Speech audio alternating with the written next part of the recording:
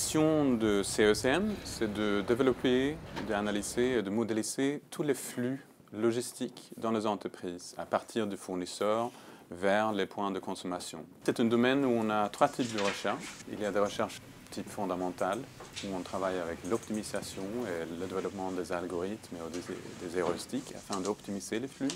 On travaille avec la recherche appliquée, où on essaye de trouver des solutions et analyser les situations dans une organisation ou entre les organisations, dans une chaîne logistique. Et on travaille aussi dans le partenariat et dans la formation des cadres, dans la formation continue et dans les projets plus appliqués avec les entreprises. Nous avons développé dans 2 spin-offs les méthodes qui sont utilisées aujourd'hui pour aligner et optimiser les marchés d'électricité en Europe. Et on est un partenaire aussi dans le plan Marshall, où on a développé les logiciels pour, par exemple, mieux valoriser le transport ferroviaire et pour créer des bourses de transport et d'échange. Je voudrais mentionner 2 projets. Il y a un projet qui est une chaire avec GlaxoSmithKline Vaccine afin d'améliorer, on est les premiers en Belgique, améliorer les connaissances et l'expertise en tout ce qui est sourcing et achat.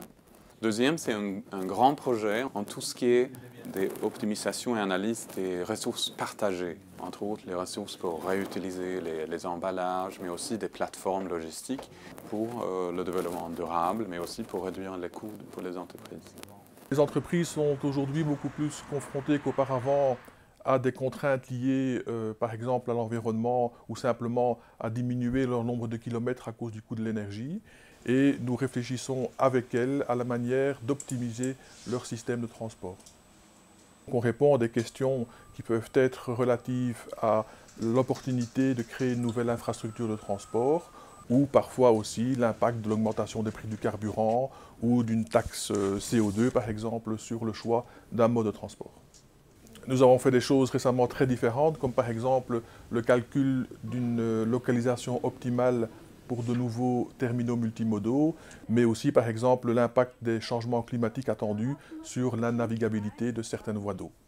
Alors, nous travaillons essentiellement sur base de modèles mathématiques que nous informatisons et donc nous avons des calculateurs relativement puissants, multiprocesseurs, pour résoudre des programmes de grande taille qu'il était même impossible de résoudre il y a quelques années d'ici.